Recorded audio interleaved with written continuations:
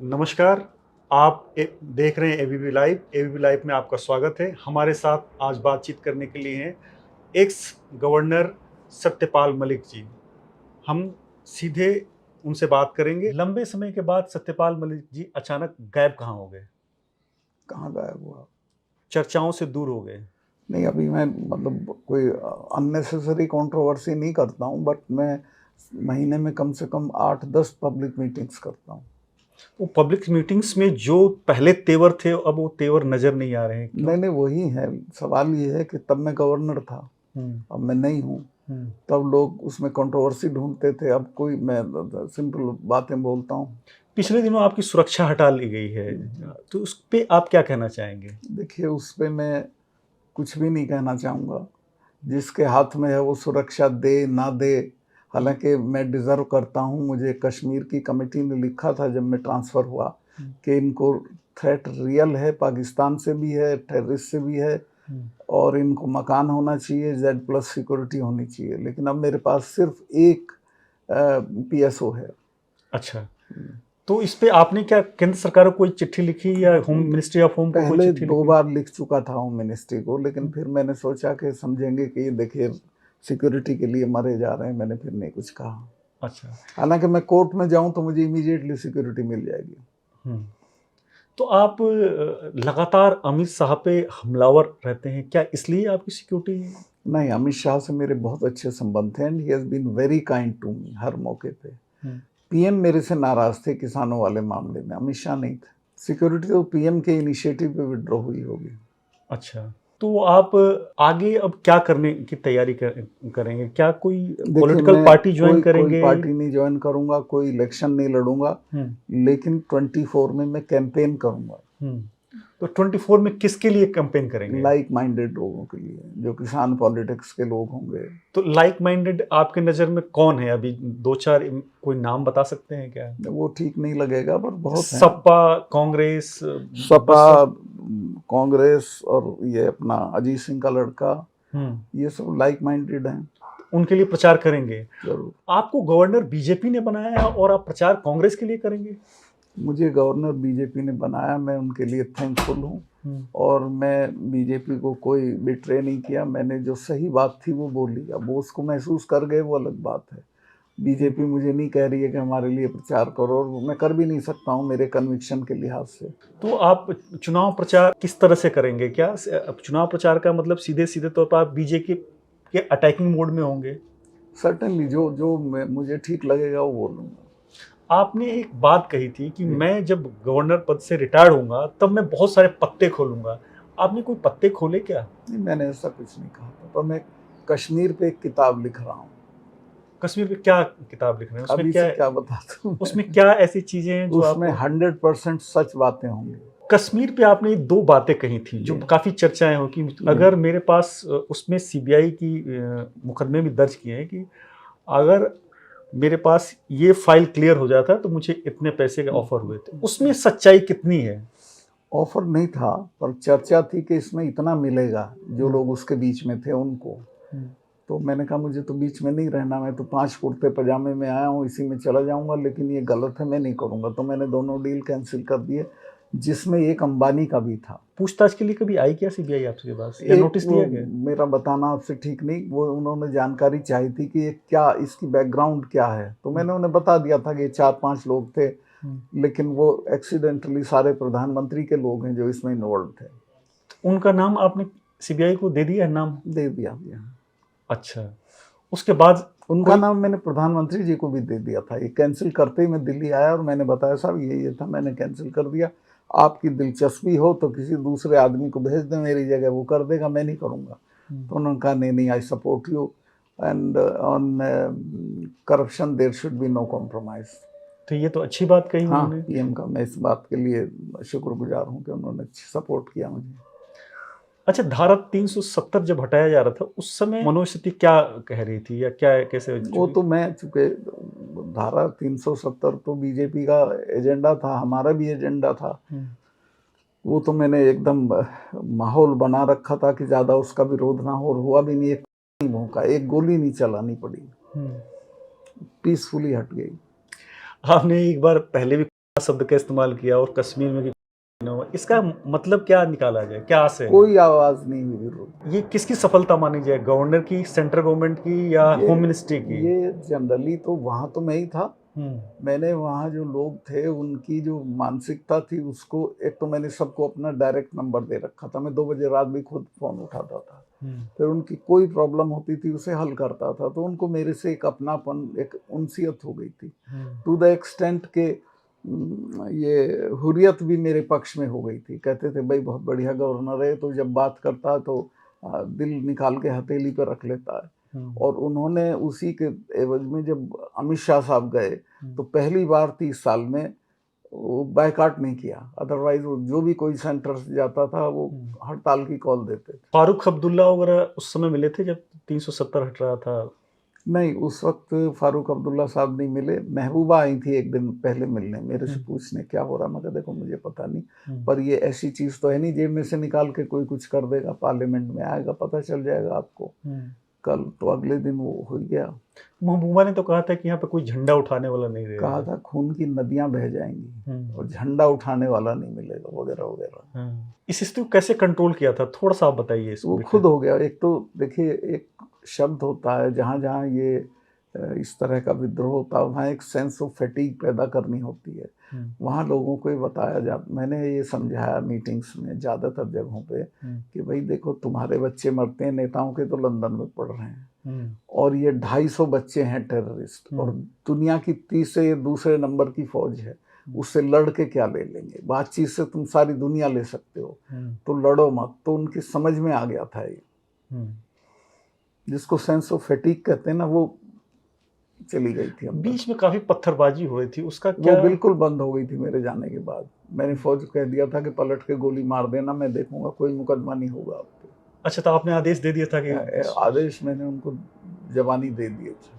अच्छा, जबानी दिए थे, रिटर्न में नहीं दिए थे। ये पता चल जाता पत्थर मारने वालों को भी कि अब वो दिन नहीं है कि महबूबा केस करा देगी, अब तो गवर्नर है, कुछ केस नहीं होगा, मारे जाओगे। अच्छा, तो अब आप किसानों का मुद्दा आपको क्या लग रहा है कि अब खत्म हो गया है या अभी भी जीवित है? बिल्कुल कभी खत्म नहीं होगा ये, चूँकि सरकार के नियत में खोट है, बेईमानी है, ये एमएसपी लागू नहीं कर रहे हैं, दोबारा लड़ाई होगी और शायद भयंकर लड़ाई होगी। लेकिन सेंट्रल गवर्नमेंट जो मोदी सरकार है वो किसानों के लिए तो इतना काम कर रही है, लोगों के खाते में सीधे पैसे जा रहे हैं, आज तक किसी सरकार के कार्यकाल में किसानों के खाते में नहीं गया, फिर भी आपको मोदी सरकार से नाराजगी है? 6,000 रुपए साल में जाते हैं, क्या होता है? 6,000 तो पहले तो 1 रुपया नहीं जा रहा, कितना निकाल लेते हैं, जितनी चीजें वो पैदा करता है।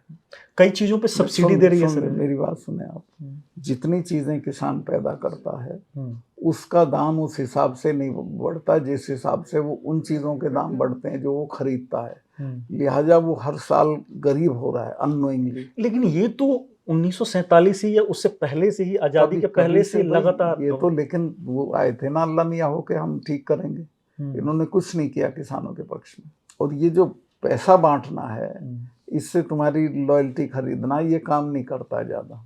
अच्छा, लेकिन आप कह रहे थे कि किसान नाराज हैं, लेकिन बीजेपी तो किसान आंदोलन के बाद यूपी और हरियाणा चुनाव जीत गई। हरियाणा कहाँ जीती? हरियाणा तो शायद पहले हार चुकी थी वो, तो अगर दुष्यंत ना हो तो सरकार नहीं बन रही थी बीजेपी की। लेकिन पश्चिमी उत्तर प्रदेश में तो जीत गई। पश्चिमी उत्तर प्रदेश में भी हारी थी, पूरे यूपी में जीत गई थी। उसका कारण था कि मायावती ने अपना वोट ट्रांसफर करा दिया था। आप किस आधार पे कह रहे हैं कि मायावती ने ट्रांसफर कर दिया? मेरी जानकारी है। क्या आपका कोई एविडेंस है आपके पास? मेरे पास बूथ वाइज एविडेंस। बल्कि 2 पब्लिक मीटिंग्स में तो उन्होंने कहा भी कि तुम्हारा ना जीतते हो तो बीजेपी को वोट दे देना, ऐसा बोला था।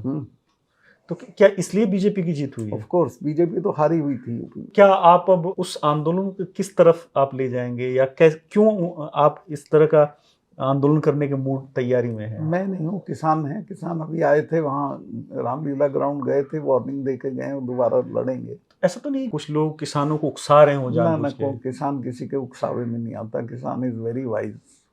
लेकिन ये किसान केवल पश्चिमी उत्तर प्रदेश के क्यों? पूर्वी उत्तर प्रदेश में, बिहार में और राज्यों में किसान है, वहाँ तो कोई आंदोलन नहीं है? नहीं, पूर्वी उत्तर प्रदेश में भी है। और ये आप समझिए हरियाणा में है, पूरे पंजाब में है, बल्कि ज़्यादा तो पंजाब में है। तो पंजाब सरकार, वहाँ तो नई सरकार बन गई, वहाँ पे भी ऐसा कुछ कदम उठाया गया है जो किसानों को अभी लगता तो है? मुझे लगता नहीं, कई बार चीफ मिनिस्टर के खिलाफ डेमोन्स्ट्रेशन हो गए हैं किसानों के। हम्म। तो क्या लगता है कि जो आप सरकार वहाँ बनी है वो भी किसानों के साथ न्याय नहीं कर रही है? मतलब जितना करना चाहिए उतना नहीं कर रही है। आपको चुनना हो, आप और बीजेपी में से तो किसको चुनेंगे? मैं तो किसी को भी नहीं चुनूंगा। अच्छा, अभी राहुल गांधी का जो एपिसोड हुआ है जी। उस पे आप क्या कहना चाहेंगे? देखिए, उसमें मेरा बोलना ठीक नहीं है, पर ये सही बात है कि उसमें सरकार की नीयत अच्छी साबित नहीं हुई। जितना जल्दी से उसको मेंबरशिप से हटाया गया, वो कोई ज़रूरी नहीं था, वो कोई थ्रेट नहीं था देश के लिए। 10 दिन बाद हटा सकते थे आप। लेकिन फिर सबसे बुरी बात, उसका ये राइट था कि वो पार्लियामेंट में अपना पक्ष रखे। उसके खिलाफ 4 मिनिस्टर्स बोले, उसने स्पीकर को 2 चिट्ठी लिखी कि साहब मुझे बोलने का वो दिया जाए मौका। स्पीकर ने उसे बोलने का मौका नहीं दिया, जो पार्लियामेंट्री डेमोक्रेसी में कभी नहीं हुआ है। तो यानी राहुल गांधी जो बोल रहे हैं कि मुझे बोलने का मौका नहीं दिया जा रहा है, लोकतंत्र खतरे में है, आप क्या उसको सच मान रहे हैं? मैं बिल्कुल सही मानता हूँ, ये बिल्कुल उसको बोलने का मौका देना चाहिए था, उसका राइट था बोलना। लेकिन राहुल गांधी तो विदेशों में जाके कह रहे हैं कि हमें मोदी सरकार का हटाने के लिए आप सपोर्ट करें, ऐसी वो चर्चा है मैंने हमारी। खुद सुनी है स्पीच, ऐसी कोई बात नहीं कही उसने। लेकिन बीजेपी वाले तो ऐसे ही बीजेपी वाले तो दिन का रात बना सकते हैं। क्या करेंगे उसका। नहीं, तो आपको ऐसा क्यों लग रहा है कि बीजेपी वहाँ गलत तरीके से उनका रोका? आपको ऐसा क्या एविडेंस दिखा कि आप ऐसा बोल रहे हैं? देखो, तो एविडेंट है, उसने 3 चिट्ठी लिखी स्पीकर को, फिर वो मिलने गए स्पीकर से। स्पीकर ने कहा चाय पी लो, उसने कहा चाय नहीं, मुझे बोलना है, बोलने नहीं दिया उसको। लेकिन बीजेपी ने जो एक्शन लिया वो तो नियम सम्मत है या नियम अगेंस्ट है? नहीं, वो नियम सम्मत हो सकता है, बट जिस तरह लिया गया उससे लगता है कि उन्होंने टू मच हेस्ट दिखाई उसमें। मतलब आपका कहने का आशय है कि काम तो सही हुआ है लेकिन इंटेंशन गलत लग रहा है। इंटेंशन गलत लगता है। अच्छा, उसको 10 दिन बाद भी कर सकते Yes. थे।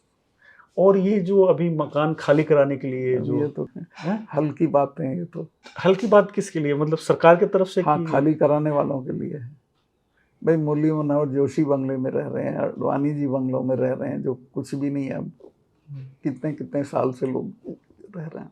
केंद्र सरकार ने तो अपने मंत्रियों तक के बंगले खाली कराए हैं, इसमें गलत क्या है? कहाँ कराए हैं?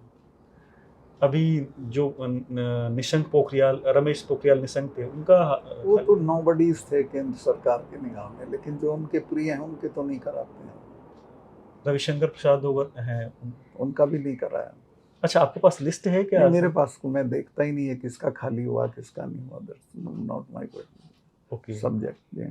तो अब क्या लग रहा है कि जो बीजेपी की राजनीति है 2024 में वो कहाँ जाएगी और क्या स्थिति रहेगी? क्या आपको लग रहा है कि 2000 सेंटर में राजनीति का मैं क्या बता सकता हूँ, लेकिन अगर ओपोजिशन ने 1 वर्सेस 1 कर दिया, एक उम्मीदवार बीजेपी का और उसके सामने अपोजिशन का एक ही उम्मीदवार खड़ा कर दिया, तो BJP will lose the elections. अच्छा, 1 वर्सेस 1। तो ये तो आप बात करें कि इंदिरा गांधी के समय था कि ये वीपी सिंह के ज़माने में था, जिसमें सीपीएम भी था, बीजेपी भी थी, और कोई यूनिटी नहीं की गई थी, बस 1 वर्सेस 1 कर दिया था और ये हार गए थे। जैसे 1977 में भी हुआ था। हाँ, यही हुआ था।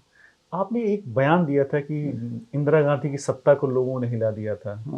ऐसा बोला था ना जयपुर के एक स्टूडेंट निर्मल चौधरी कार्यक्रम में। तो आप ऐसा मोदी के लिए क्यों बोला था, मोदी सरकार के लिए क्यों बोला था? मैंने इनके लिए नहीं बोला कुछ हिलाने। अच्छा, ये तो वैसे ही हिले हुए हैं, ये तो अडानी ने हिला दिया, मैंने नहीं हिलाया इनको।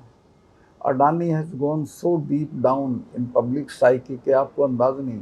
आप अडानी को कहाँ से बीच में ले आए? मोदी जी की बात मैं इसलिए ले आया कि Adani is a big issue now. कैसे, आप थोड़ा सा समझाइए डिटेल, कैसे बिग इशू? लोग कन्विंस्ड हैं कि अडानी जो है वो मोदी जी की क्रिएशन है।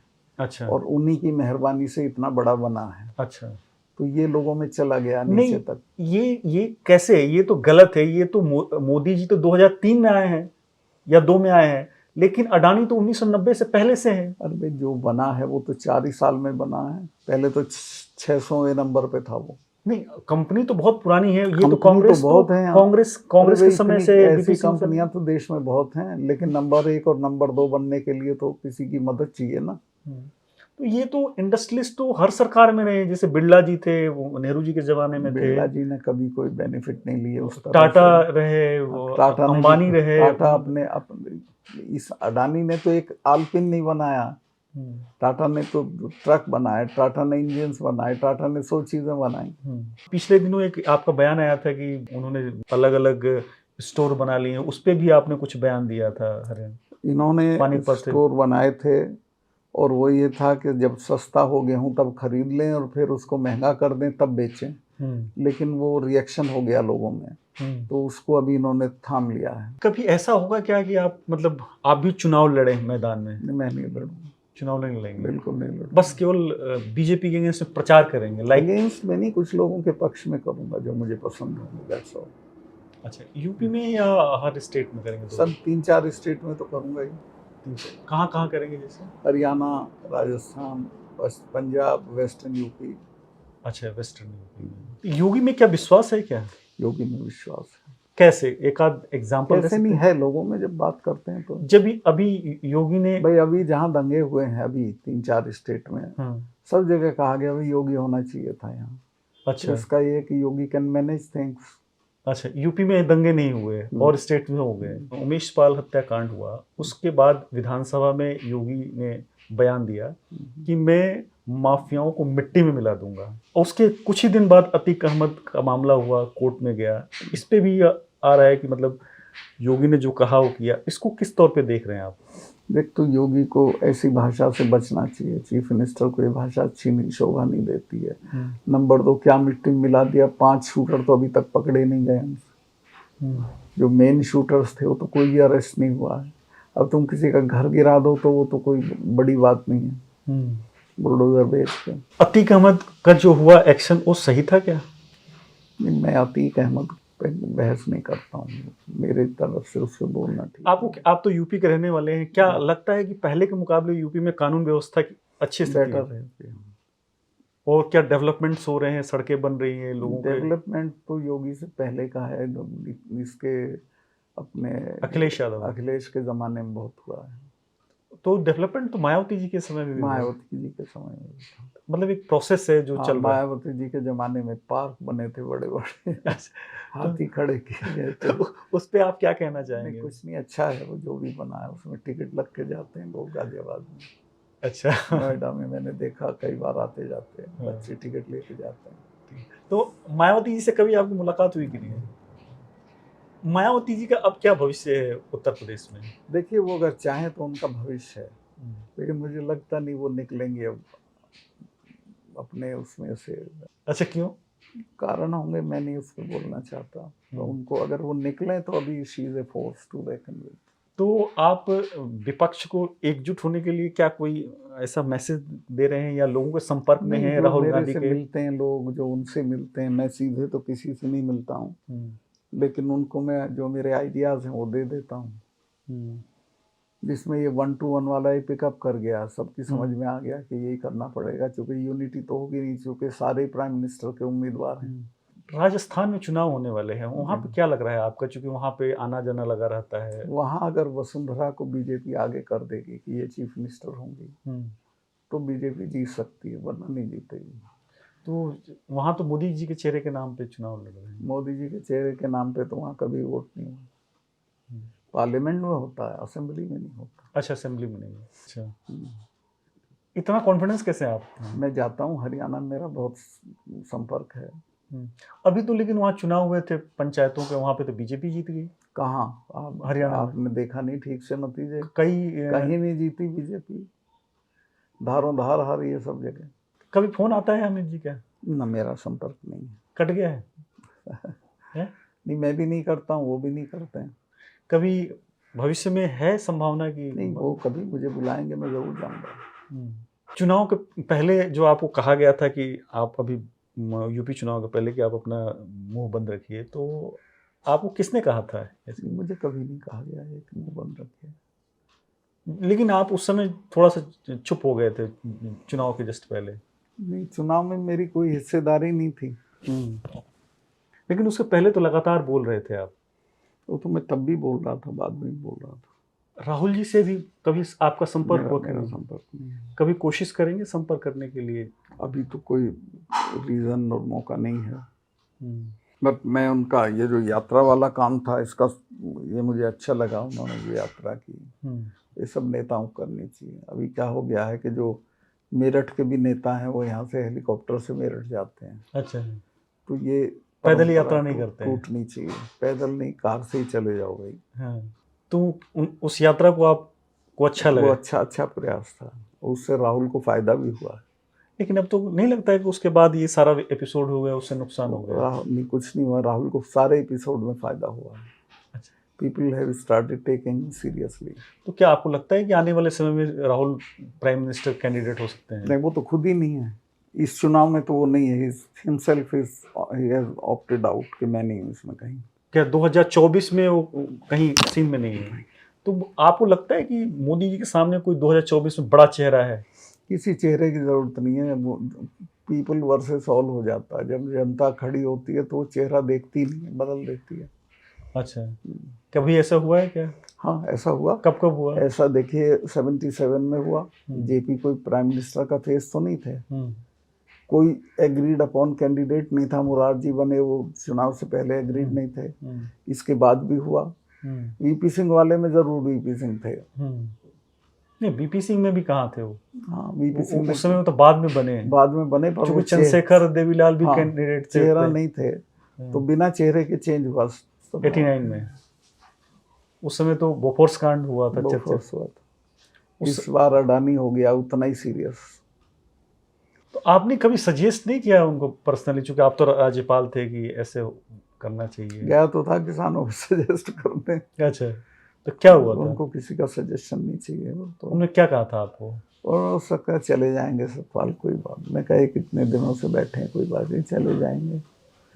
मैं कहा साहब ये तब जाएंगे जब आप चले जाओगे।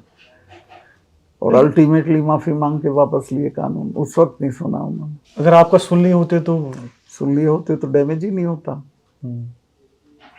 आपका भी मन भर गया है, ऐसा लग रहा है कि उनसे? नहीं, नेचुरली देखो, मैं जिस पॉलिटिक्स से निकला हूँ, मैं चरण सिंह जी के साथ रहा हूँ 10 साल, लोहियाइट रहा हूँ, किसान पॉलिटिक्स से निकला हूँ, तो उसका और इनका कोई मेल नहीं है। तो आपके विचार भी मेल नहीं खाते हैं? हाँ, नहीं खाते हैं।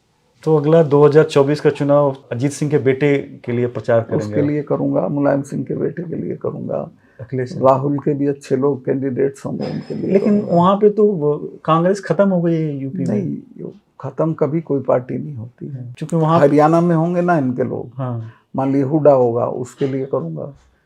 विधानसभा चुनाव में भी प्रचार करने जाएंगे क्या राजस्थान में आप? राजस्थान में जाऊंगा। किसके लिए जाएंगे प्रचार करने के लिए? तो नेचुरली जो इनके खिलाफ लड़ेगा उसके लिए जाऊंगा, बीजेपी के अगेंस्ट। लेकिन आप तो वसुंधरा की बात कर रहे हैं कि वसुंधरा को प्रोजेक्ट कर देंगे तो सिचुएशन इज डिफरेंट। तब आप नहीं जाएंगे? ये बहुत हाइपोथेटिकल है भाई। बट वसुंधरा से मेरे बहुत अच्छे संबंध हैं। अच्छा। मैं चाहता हूँ कि उसको प्रोजेक्ट करेंगे, पर करेंगे नहीं। अच्छा, करेंगे नहीं? क्यों ऐसा लग रहा है आपको कि करेंगे नहीं? मेरी बहुत बार बात हुई है, दे हेट हर। अच्छा, किससे बात हुई आपकी? नहीं, वो मैं क्यों नाम बताऊं किससे हुई। बट ये दोनों ऊपर वाले जो सब लोग हैं वो वसुंधरा को किसी कीमत पे नहीं चाहते हैं। तो क्या वहाँ पे कांग्रेस का क्या भविष्य लग रहा है आपको? राजस्थान में कांग्रेस का खूब भविष्य है। जैसा देखिए कितनी बढ़िया सरकार चला रहा है गहलोत, तो उसका बजट देखो आप। लेकिन वहाँ तो आपस में ही लड़ाई थोड़ा सा वो तो रहती है सब पार्टियों में, कहाँ कब नहीं रहती है। मतलब आपको लग रहा है कि बजट के जरिए सरकार सत्ता में आ जाएगी, वापसी हो जाएगी? इश्यूज पे ही आती है। बजट में उसने हर सेक्शन को सेटिस्फाई किया।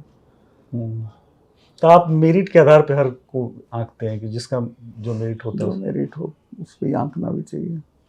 आपने हमसे बात की, इसके लिए बहुत बहुत धन्यवाद। आप आए।